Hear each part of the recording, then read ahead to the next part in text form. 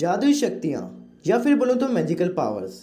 जादुई शक्तियों का नाम सुनते ही हमें बचपन की वो जादुई शक्तियों की कहानियाँ याद आती हैं जो हमें कभी दादाजी या फिर दादी जी सुनाया करते थे। अक्सर हमें फिल्मों और कहानियों में ये दिखाया जाता है कि हीरो या फिर विलन के पास कुछ सुपरनेचुरल पावर्स होती हैं, मतलब कुछ जादुई शक्तियाँ होती हैं जिसकी मदद से वो बिना छुए किसी भी चीज़ को हिला पाते हैं या फिर मूव कर पाते हैं।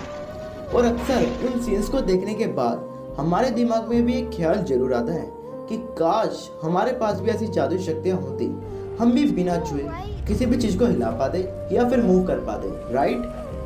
बट वेट, मैं ऐसे वाले जादू की बात नहीं कर रहा। ये तो सिर्फ आंखों का धोखा होता है, या फिर बोलूँ तो ये तो सिर्फ एक केवल ट्रिक्स होती हैं जो जादूगर अपने जादू को परफॉर्म करने के लिए यूज़ करते हैं। पर दोस्तों, आज हम इस वीडियो में रियल जादुई शक्तियों के बारे में बात करेंगे और जानेंगे कि क्या जादुई शक्तियाँ रियल लाइफ में होती हैं, कि क्या जो आपको दादाजी या फिर दादी जी ने कहानियाँ सुनाई थी वो रियल थी या वो केवल एक मिथ थी।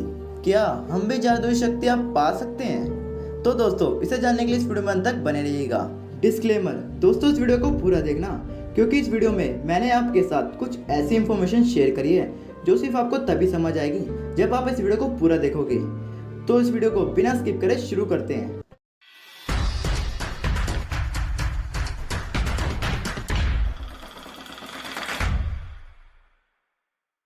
तो हेलो व्हाट्सअप गाइस, मैं हूं अंश और आप देख रहे हो मास्टर फैक्ट्स। तो ज़्यादा टाइम ना बर्बाद करते हुए लेट एक्सप्लोर द फैक्ट। किसी चीज़ को बिना छुए हिलाना या फिर बोलूं तो किसी ऑब्जेक्ट को बिना हाथ लगाए, बिना उससे फिजिकल कांटेक्ट किए, उसे सिर्फ अपने माइंड की पावर से हिला देने को साइंस की लैंग्वेज में टेलीकिनेसिस कहते हैं और जिसे हम अपनी आम भाषा में जादुई शक्तियाँ कहते हैं। मतलब ओनली अपने माइंड की वेज से किसी भी ऑब्जेक्ट को किसी जगह से कोई और जगह मूव कर पाना। अगर मैं आपको टेलीकिनेसिस की शक्तियों के बारे में एक एग्जांपल बताऊं, तो अगर कोई इंसान किसी ऑब्जेक्ट को बिना फिजिकल टच करे या बिना कोई एक्सटर्नल फोर्स यूज करे, उसे सिर्फ अपनी माइंड की शक्तियों से मूव कर दे, तो हम कह सकते हैं कि उस इंसान के पास टेलीकिनेसिस की पावर है। बट अगर हम टेलीकिनेसिस के बिलीव्स के बारे में बात करें तो हमारी सोसाइटी में दो टाइप्स के लोग हैं और अक्सर इन दोनों के बीच में डिबेट चलती रहती है। पहले वो जो साइंस को मानते हैं और कहते हैं कि टेलीकिनेसिस नाम की कोई भी चीज़ नहीं होती, और दूसरे मॉन्क्स और साधु संत जो टेलीकिनेसिस को मानते हैं और टेलीकिनेसिस को सच बताते हैं। और अक्सर इन दोनों के बीच में डिबेट चलती रहती है। पर दोस्तों, आज मैं इस वीडियो में आपको इन दोनों मतों की राय बताऊंगा और लास्ट में आपको जो मत या फिर जो राय पसंद आए आप उसी को मानना। तो पहले हम साइंस के नज़रिए से देखते हैं कि साइंस क्या कहता है। तो अगर हम साइंस के नज़रिए से देखें तो साइंस टेलीकिनेसिस को सीधे सीधे नकारता है। साइंस टेलीकिनेसिस को नहीं मानता। जैसे कि आप सब जानते हैं कि साइंस प्रूफ मांगता है, और मैं आपको बता दूं कि टेलीकिनेसिस को किसी ने भी आज तक प्रूफ नहीं किया है। मतलब आज तक किसी ने भी टेलीकिनेसिस को करके नहीं दिखाया है, और इसलिए साइंस टेलीकिनेसिस पर विश्वास नहीं करता।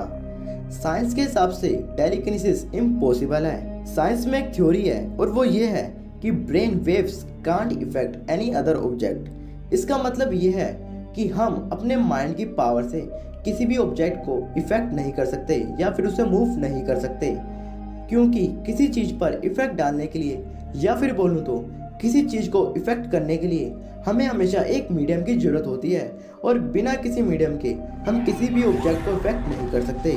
हमेशा किसी इंफॉर्मेशन को कहीं से कहीं ट्रांसफ़र करने के लिए या फिर बोलूँ तो उससे कोई कॉन्टैक्ट जनरेट करने के लिए हमें हमेशा किसी मीडियम की ज़रूरत होती है। मैं इसे आपको एक एग्जाम्पल से समझाने की कोशिश करता हूँ। आप सबके घर में लाइट बल्ब तो लगा ही होगा, पर जब आपको लाइट बल्ब को ऑन या फिर ऑफ करना होता है तो आप उसे ऑन या ऑफ करने के लिए सिंपली बटन से वन क्लिक करके लाइट को ऑन या ऑफ करते हो, राइट? बट क्या आप इसे टेलीकिनेसिस बोलोगे? नहीं ना, क्योंकि इसमें एक मीडियम है और वो है वायर, जो लाइट बल्ब और स्विच बटन को एक दूसरे से कनेक्ट करता है, जिसकी वजह से लाइट बल्ब ऑन या फिर ऑफ होता है। इसलिए मैंने कहा था कि बिना कोई मीडियम या फिर बोलूँ तो बिना कोई कनेक्शन के हम किसी भी ऑब्जेक्ट को इफेक्ट नहीं कर सकते या फिर उसे मूव नहीं कर सकते। और अगर हम टेलीकिनेसिस की बात करें तो उसमें कोई भी मीडियम होता ही नहीं है हमारी बॉडी और ऑब्जेक्ट के बीच में, जिससे हम ऑब्जेक्ट को इफेक्ट कर सकें या फिर उसे हिला सकें। मतलब जो हमारे ब्रेन के सिग्नल्स होते हैं वो सिर्फ इंटरनली ही काम कर सकते हैं। हमारे ब्रेन के सिग्नल्स हमारी बॉडी तक तो बहुत अच्छे काम करते हैं, बट वो एक्सटर्नली किसी भी चीज़ को इफेक्ट नहीं कर सकते। बट अगर हम किसी भी तरीके से अपने ब्रेन के सिग्नल्स को बूस्ट कर पाएँ या फिर उन सिग्नल को पावरफुल कर पाएँ तो चांसेस है कि शायद हम टेलीकिनेसिस को कर पाएँ। पर अभी तक ये नहीं हुआ है, ये सिर्फ हमारी सोच में ही है। तो शॉर्टकट में बोलूँ तो साइंस टेलीकिनेसिस पर विश्वास नहीं करता। साइंस के लिए टेलीकिनेसिस नामुमकिन है। तो दोस्तों अब हम आते हैं अपने दूसरे पॉइंट ऑफ व्यू में कि मॉन्क्स क्या कहते हैं। तो अगर हम मॉन्क्स की बात करें तो वो बताते हैं कि टेलीकिनेसिस पॉसिबल है और वो रियल लाइफ में भी किया जा सकता है। उनके हिसाब से टेलीकिनेसिस अनमेजरेबल है, मतलब साइंस कभी भी टेलीकिनेसिस और उसकी पावर को कभी भी मेजर नहीं कर सकती। टेलीकिनेसिस की पावर को यूज़ करने के लिए पहले हमें अपने माइंड की पावर को पीक तक ले जाना होगा। उनके हिसाब से हम ह्यूमंस अपने ब्रेन की सिर्फ 5 to 10% ही पावर यूज़ कर पाते हैं, और अगर हम अपने ब्रेन की 100% पावर यूज़ कर लें तो हमारे पास भी बहुत सारी जादुई शक्तियाँ आ जाएगी, जिसमें से एक टेलीकिनेसिस भी है। और अगर हम अपने हिंदू धर्म की माने तो हमारे हिंदू धर्म में ऐसे संतों, साधुओं और गुरुओं की कमी नहीं है जो जादू करना जानते थे, जो अपनी जादुई शक्तियों से किसी भी चीज़ को हिला सकते थे। इवन किसी के मन में क्या चल रहा है वो ये भी बता सकते थे। क्योंकि अगर ये सच है तो ये कहना गलत नहीं होगा कि पहले के साधु संत अपनी माइंड की पावर का 100% यूज़ कर पाते थे, जिससे वो टेलीकिनेसिस जैसी एक्टिविटीज़ को भी परफॉर्म कर पाते थे। और अगर हम अपने शास्त्रों और ग्रंथों में देखें तो वो बताते हैं कि हमारी बॉडी में कुल 7 चक्रास होते हैं, और अगर हम किसी तरह मेडिटेशन के थ्रू उन 7 चक्रास को एक्टिवेट करने की कोशिश करें और उन्हें किसी तरह एक्टिवेट कर लें तो हम भी टेलीकिनेसिस के साथ साथ और पावर्स भी यूज़ कर पाएंगे।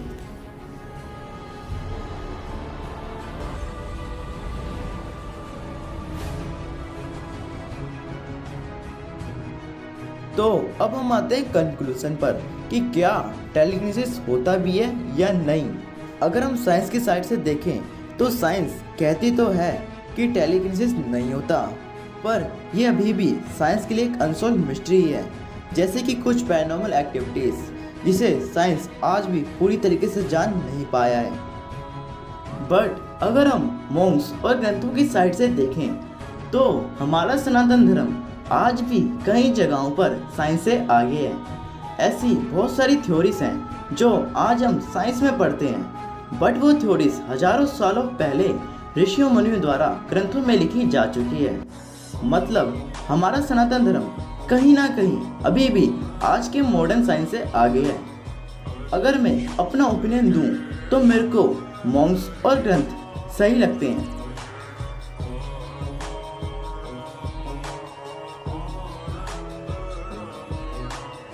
तो दोस्तों इस वीडियो में बस इतना ही। मैंने आपको इस वीडियो में दोनों मतों की राय बता दी है। अब ये आपके ऊपर है कि आप किसे सही मानते हो।